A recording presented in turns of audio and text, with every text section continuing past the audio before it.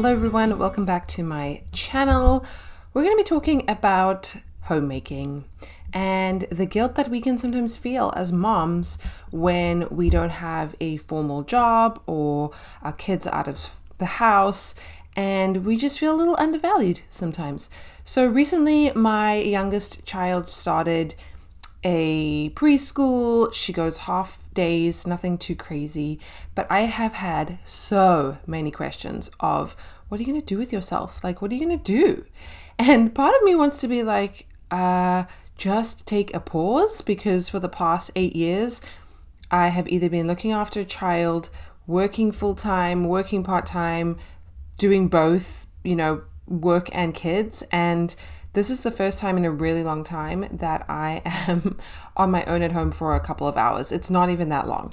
So I wanted to kind of take you through my day a little bit and just discuss this art of homemaking, because this is something that I talk to my friends a lot about. And I feel like if I'm talking to my friends about this, my mom friends, there's got to be some of you guys out there that wonder about it too.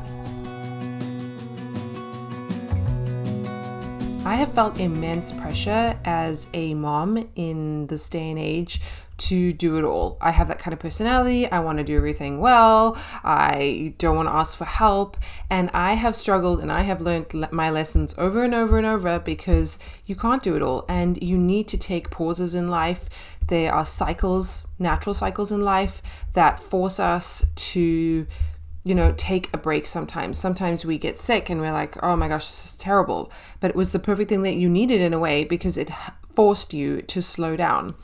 My experience is just so much pressure on moms to kind of keep living just like they were before they had children, with this invisible, well, it's not really invisible, but to the outside world, maybe it's an invisible transformation and sort of stress that has taken place when you have a baby.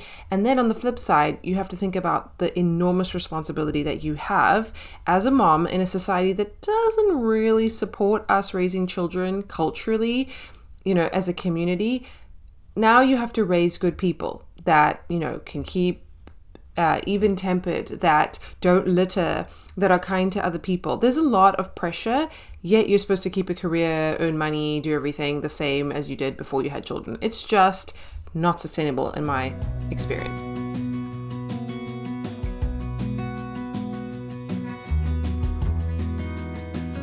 So when people ask me this question, like, oh, what are you going to do with your time? Which is kind of half joking.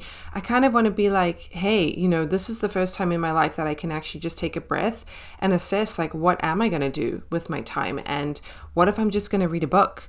What if I'm just going to, look after my home and take care of it, so that when my kids come back from school, there's food on the table, there's meals planned, there's clean laundry. The home is a nice place to be, organized and tidy. And I know that my children really don't get it. They don't really appreciate the things that we do for them now. But I hope looking back, they will think, oh, I had a fairly organized home. I had a decluttered home for the most part, where I could find lots of things, and my mom tried and she didn't get it right a lot of the time, but she tried her best. So hopefully I'll get that later gratification, but it's really not about that. It's really about me and how I want to parent them.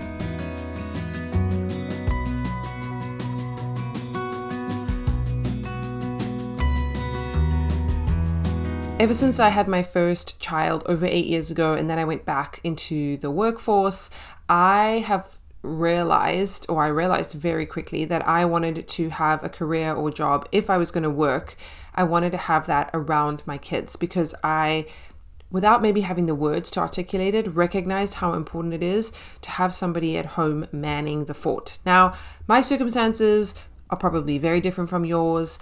I don't have family nearby. We live in a different country from where I grew up. So I don't have that built-in network that would maybe allow working as, out of the home full-time with kids and make it a little bit easier. But even so, someone needs to be taking responsibility for their home.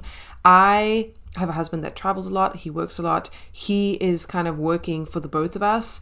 And he's taken that on, which I'm really, really grateful for. And yes, I'm in a very privileged position to not have to be beholden to a full-time corporate job at this stage of our life. We also moved out of New York City to make our lifestyle more affordable so that this is more manageable for us. So we made some changes in order to make that happen. The point being, Someone needs to be taking responsibility for things. Once your kids start at school, once they start to grow up and have all these different activities, if you want them to do that, and they have friends, and there's play dates, and there's back to school nights, and there's doctor's appointments, and there's just so much that life entails. Being at home or being a homemaker, to me, it's almost like there's a shame about it. That's at least what I have kind of picked up on, but it is so important and it is so underappreciated.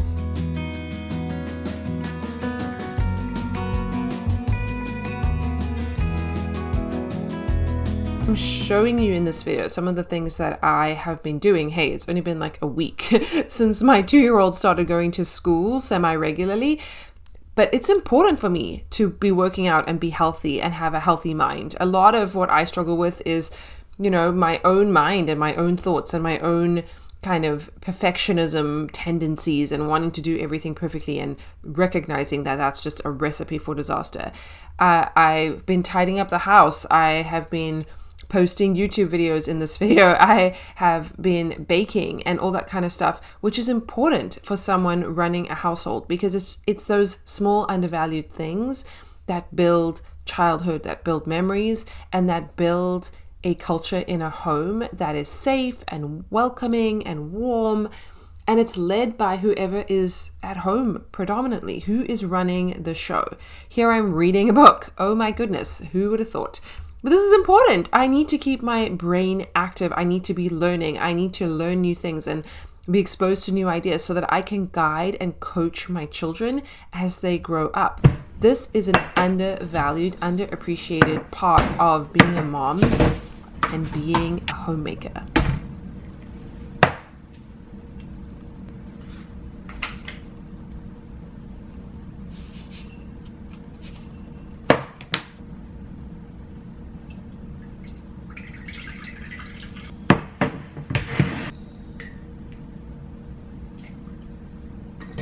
So if you find yourself in a season of life where you almost have to justify your choices and what you've decided to do for your family, just know that you don't need to prove yourself to anybody.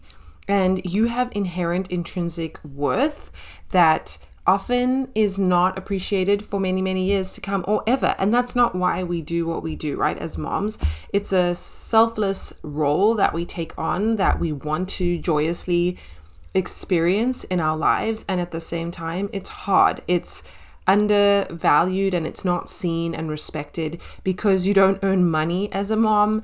Society doesn't really value your time.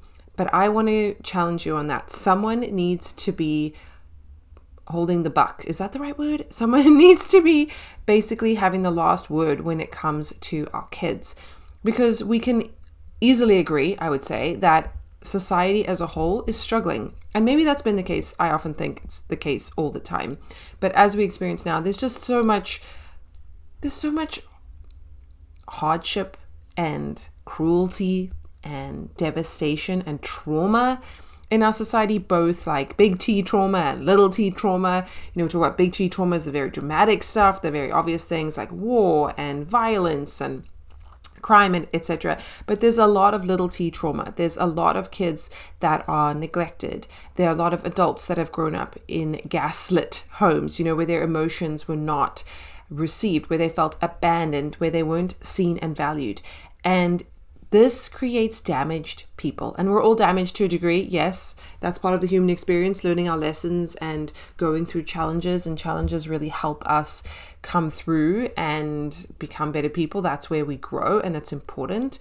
But whereby there is someone just holding down the fort and is the home base for that baby, that toddler, that little child that grows up to be a teenager and then a grown-up and have children of their own, that is such an important role and contribution to society.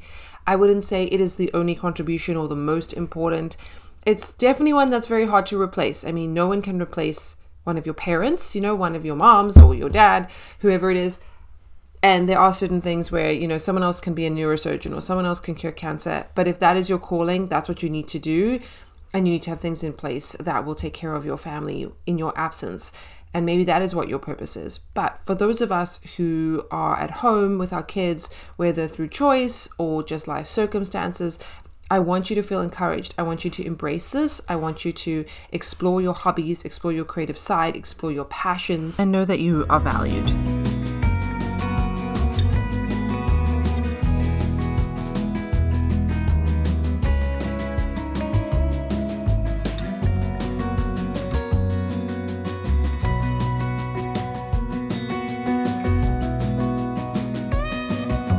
So as you can see, I've spent my day making bread and rolls and working out and tidying the house and just resetting everything for my family. And I think there's value in that. This is not how I spend every single day, but this needs to happen every now and again in people's homes. And that's why we're overwhelmed with clutter and we feel so disorganized and we feel so overwhelmed because we don't value homesteading, resetting our home, homemaking. And so I hope this video has encouraged you and motivated you to celebrate the simple things in life, to really slow down, to make your own bread versus buying it sometimes. It's just the process of waiting, and it takes 2 days to make bread, usually, if you have to ferment it yourself. So this is important for us as human beings. We need to be slowing down and stop speeding up so much. But if you enjoyed this video, please consider subscribing, give it a like, share with your friends, and I can't wait to see you back in my next video.